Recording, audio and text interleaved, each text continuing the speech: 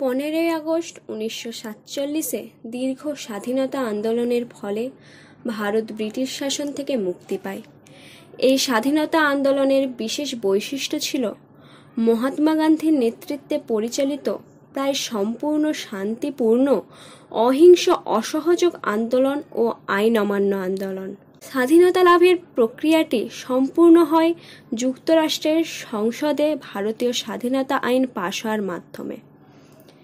এর ফলে ব্রিটিশ ভারত ভেঙে গিয়ে কমনওয়েলথ 15ই আগস্ট 1947-এ ভারত স্বাধীন হলেও দেশের প্রধান হিসেবে তখনও বহাল ছিলেন ষষ্ঠ জর্জ এবং লর্ড লুই মাউন্টব্যাটেন ছিলেন এর গভর্নর জেনারেল।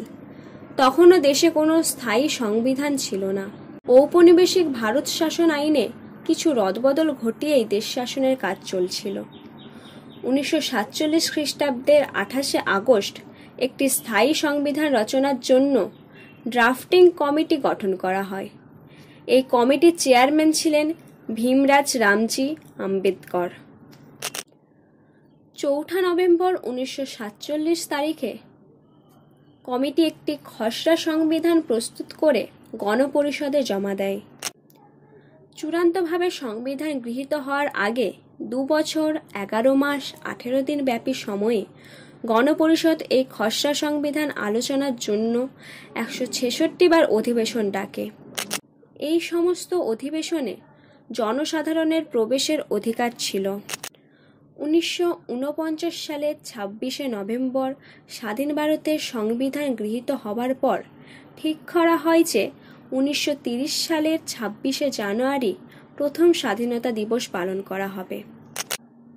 সেই দিনটিকে শ্রদ্ধা জানিয়ে 1950 সালের 26শে জানুয়ারি থেকে ভারতের সংবিধান কার্যকর হবে এবং সেদিন থেকে প্রজাতান্ত্রিক ভারতবর্ষ বা রিপাবলিক অফ ইন্ডিয়া হিসেবে পরিচালিত হবে।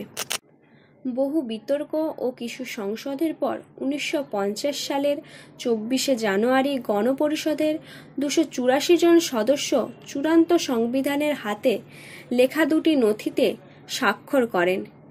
এর 2 দিন পর সারা দেশব্যাপী এই সংবিধান কার্যকর হয়। এরকম আরও নতুন নতুন ভিডিও পেতে আমাদের চ্যানেলটি সাবস্ক্রাইব করুন এবং পাশে থাকুন।